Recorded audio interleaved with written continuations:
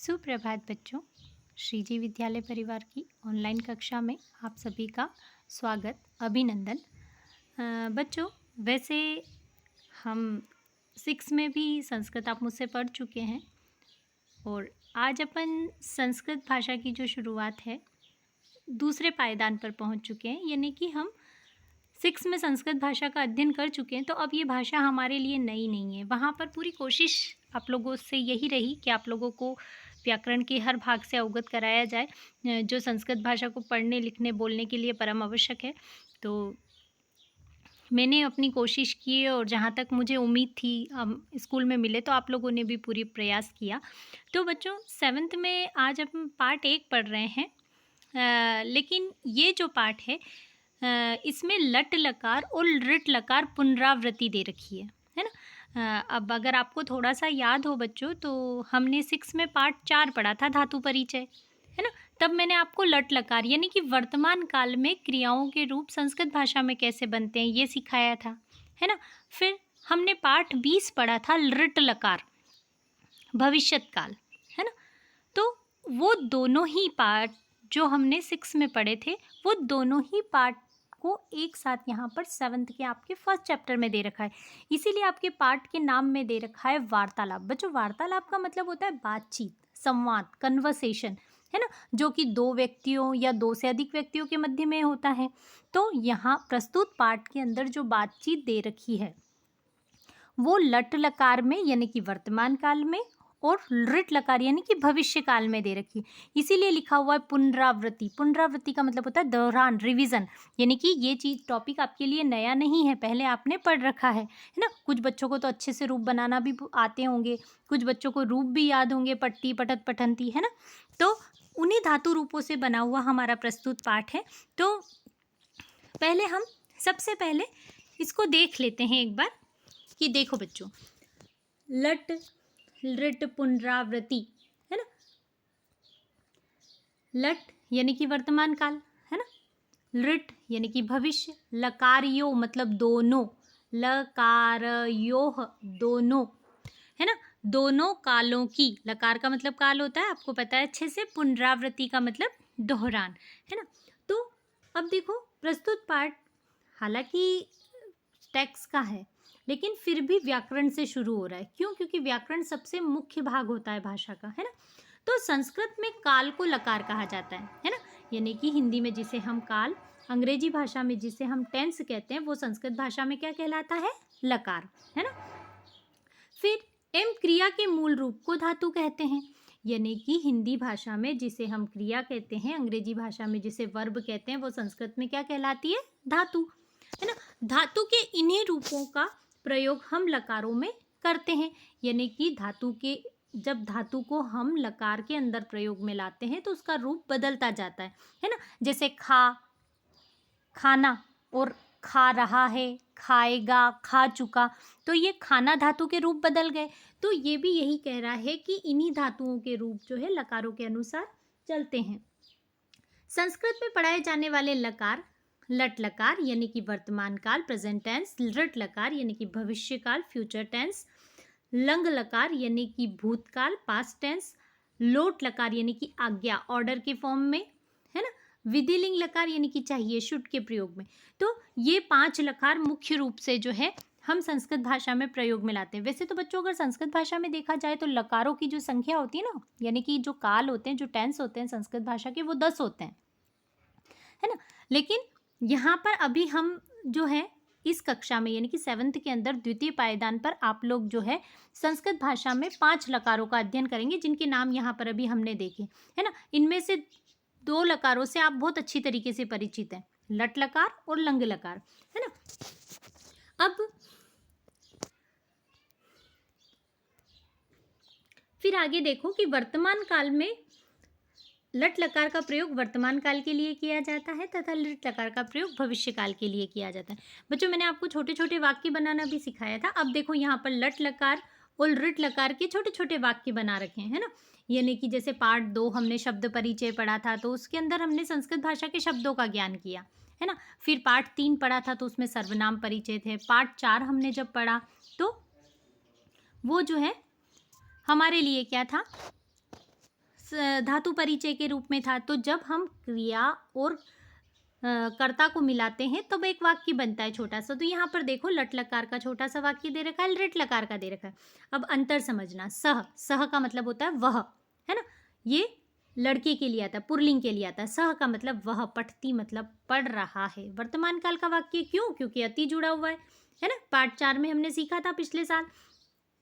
अब जैसे ही हम इसको भविष्य काल में बदलेंगे तो बच्चों हमेशा जब भी किसी वाक्य को भविष्य काल में या किसी भी वाक्य का लकार परिवर्तन किया जाता है, टेंस किया जाता है, तो हमेशा वर्ब की फॉर्म्स में चेंज आता है ना। तो अब यहाँ पर देखो पठती की जगह क्या हो गया? पठिष्यति, इष्यति जुड़ गया, है ना, भविष्य काल का संक्षिप्त रूप जुड़ गया।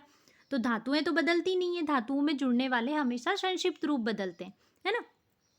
तो अति के स्थान पर भविष्य काल में क्या जुड़ गया? इष्यति। तो पठती इसका क्या हो गया? पठिष्यति, वह पढ़ेगा, है ना। फिर इसी तरीके से ये देखो तौ, तौ का अर्थ होता है वे दो। सर्वनाम परिचय में पढ़ा है हमने लास्ट ईयर ये शब्द भी। तौ का अर्थ होता है वे दो। पठतः मतलब पढ़ रहे हैं, वे दोनों पढ़ रहे हैं। इस वाक्य का हिंदी अर्थ क्या हो गया? वे दोनों पढ़ रहे हैं, वर्तमान काल है। फिर तौ पठिष्यत, वे दोनों पढ़ेंगे। अब देखो वे दोनों तो कर्ता तो बदला नहीं, केवल क्रिया बदल गई काल के अनुसार, है ना। फिर देखो बहुवचन में देखो, संस्कृत में वचन 3 होते हैं, ये भी मैंने आपको बताया है 6 में अच्छे से, है ना। तो सह एक वचन है, तो द्विवचन है और ते बहुवचन है। तो ते पठंती मतलब वे सब पढ़ रहे हैं, है ना। जब हम इसको वापस भविष्य काल में बदलेंगे तो क्या होगा? क्रिया के रूप में परिवर्तन आएगा, यानी कि अंति के स्थान पर क्या जुड़ जाएगा? इष्यंती, यानी कि पठंती के स्थान पर रूप क्या बन जाएगा? पठिष्यंती, है ना। तो वे सब पढ़ेंगे, आने वाले समय में काम करेंगे, अभी नहीं किया है ना। इसी तरीके से जो हमारे कर्ता होते हैं वो मध्यम पुरुष सेकंड पर्सन भी होते हैं, पार्ट 5 आपने पढ़ा था, है ना, अच्छे तरीके से। तो त्वम का अर्थ हो गया तुम, यू, खादसी मतलब खा रहे हो या खाते हो, तुम खाते हो। तो भविष्य काल में क्या जुड़ जाएगा? असी के स्थान पर इष्यसि, त्वम खादिष्यसि, तुम खाओगे। फिर द्विवचन में बनाओगे तो तुम दोनों की संस्कृत क्या हो जाएगी? युवाम, युवाम खादथः, तुम दोनों खा रहे हो, है ना। फिर युवाम खादिष्यतः, तुम दोनों खाओगे, आने वाले समय में काम को करोगे। फिर बहुवचन में अगर हम इस वाक्य को देखेंगे तो यूयम का अर्थ क्या हो जाएगा? तुम सब। खादथ मतलब खा रहे हो, और भविष्य काल में इष्यथ जुड़ जाएगा, यूयम खादिष्यत, तुम सब खाओगे, आने वाले समय में काम करोगे। अहम, अब ये आ गया उत्तम पुरुष, यानी कि थर्ड पर्सन के सब्जेक्ट आ गए, है ना। अहम यानी कि मैं, आवाम यानी कि हम दोनों, वयम मतलब हम सब। तो एक वचन, द्विवचन और बहुवचन हो गया, है ना। और फिर जैसा करता वैसी क्रिया, जब भी हम वाक्य बनाते हैं, 6 में अच्छे से याद करवाया ना मैंने आपको, जैसा करता वैसी क्रिया बनाते हैं, लगाते हैं, तब जाके वाक्य शुद्ध बनता है। तो अहम क्रीडामी, यानी कि अब अति भी नहीं जुड़ेगा, असी भी नहीं जुड़ेगा, अब क्या जुड़ेगा? आमी जुड़ेगा। अहम क्रीडामी, मैं खेलता हूँ या खेल रहा हूँ। अहम क्रीडिष्यामि, मैं खेलूंगा, आने वाले समय में काम करूंगा। आवाम क्रीडावह, हम दोनों खेल रहे हैं। आवाम क्रीडिष्यावह, हम दोनों खेलेंगे। वयम क्रीडामः, हम सब खेल रहे हैं। वयम क्रीडिष्यामः, हम सब खेलेंगे। तो इस तरीके से जो है रूप बनते हैं। ये सारी चीज़ें बच्चों आपको 6 में मैंने अच्छे से अभ्यास कराइए, और अभी भी हम 7th में जब वापस धीरे धीरे इनका अभ्यास करेंगे, पुनः दोहरान करेंगे, तो ये सारी चीज़ें आसानी से हमें वापस समझ में आ जाएंगी, है ना। और फिर भी कोई समस्या आती है तो मैं तो हूँ ही, ठीक है ना। तो सबसे पहले अपन वार्तालाप देखते हैं। तो पहला जो वार्तालाप दे रखा है, यानी कि जो बातचीत दे रखी है, वो एक पिता और उसके पुत्र के मध्य में है और वर्तमान काल की है ना। तो देखो अंकित, है ना, पिता क्या कह रहे हैं अंकित से? अंकित उत्तिष्ठ, उठो। उत्तिष्ठ मतलब उठो, उसको आज्ञा दी जा रही है, उठो। एषा, एषा का मतलब यह। प्रभात वेला, सुबह का समय। अस्ति मतलब है। अंकित उठो, यह सुबह का समय है। और सुबह का समय किसके लिए होता है? जागने के लिए होता है, सोने के लिए नहीं होता, है ना। तो सूर्य उदय भवति, सूर्य उदय हो रहा है, कि देखो सुबह का समय है, सूर्य उदय हो रहा है और तुम अभी तक सो रहे हो, है ना। तो पुत्र क्या कहता है, उत्तिष्ठामि, उठता हूँ पिताजी, उत्तिष्ठामि पिताश्री, उठ रहा हूँ पिताजी। सादर नमामि, और सादर नमस्कार करता है। पिता, प्रातः जागरणम स्वास्थ्याय हितकारी भवति, सुबह उठना स्वास्थ्य के लिए, स्वास्थ्याय मतलब स्वास्थ्य के लिए, हितकारी मतलब लाभदायक या लाभकारी, भवति मतलब होता है। तो सुबह उठना स्वास्थ्य के लिए लाभकारी होता है ना। ऐसा पिता जो है अंकित को समझा रहे हैं। अंकित जो सो रहा है या उठने में आनाकानी कर रहा है, सुबह सुबह आप भी करते हो ना, मम्मी पापा कितनी आवाज़ लगाते हैं आपको, तब जाके आप उठते हो।